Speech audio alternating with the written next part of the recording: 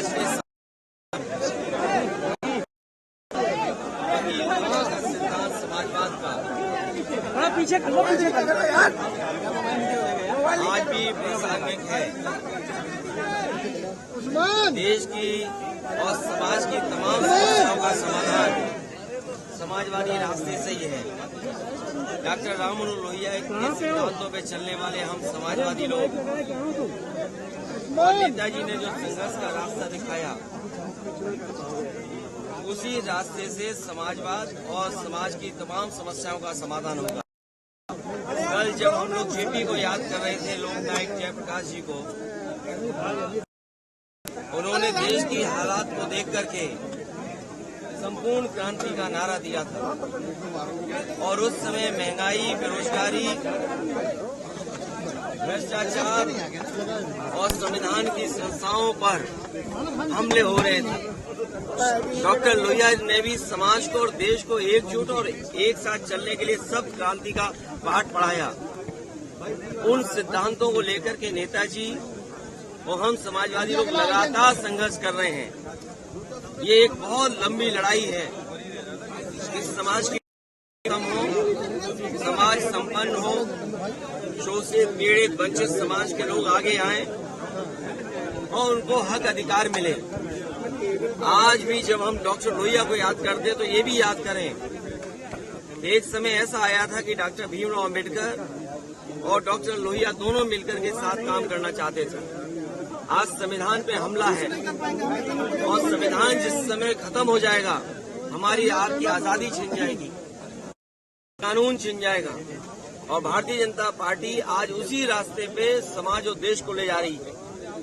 आज की परिस्थितियां अगर हम देखें तो महंगाई, बेरोजगारी और अन्याय चरम सीमा पर पहुंच गया है। इसे डॉक्टर लोहिया का रास्ता, समाजवादियों के रास्ते पे चल करके ही समाज को नई दिशा दिलाने का काम हम समाजवादी लोग मिलकर के करेंगे। अखिलेश जी, कल की घटना के बाद एलडीए एफआईआर कराने की बात कर रहा है, तो उस पर क्या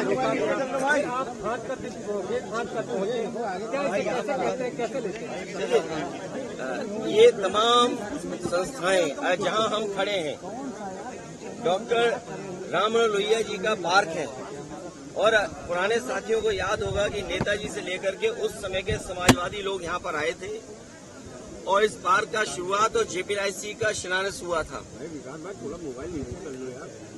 लोकनायक जयप्रकाश जी का म्यूजियम है, वो समाजवाद का संग्रहालय है।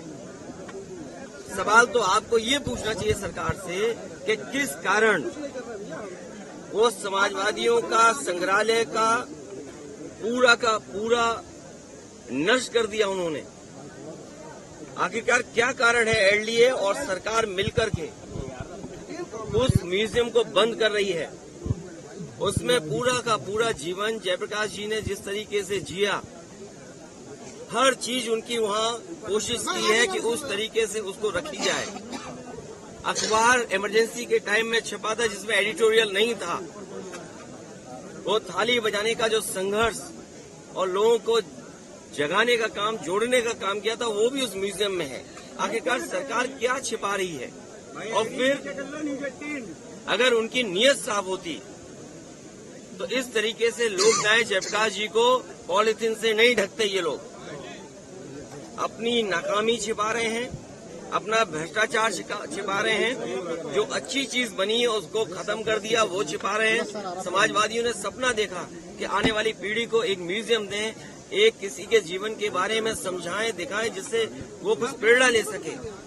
ऐसी संस्था को चौपट करने का काम, बर्बाद करने का काम अगर किसी ने किया है तो भारतीय जनता पार्टी की सरकार ने किया है। और हम लोग सर्वेंट डिप्टी मिनिस्टर का जवाब नहीं देते हैं, सर्वेंट डिप्टी चीफ मिनिस्टरों का जवाब नहीं देते हैं। और इसलिए नहीं देते हैं कि कोई जिम्मेदार अगर है तो वो मुख्यमंत्री खुद जिम्मेदार हैं।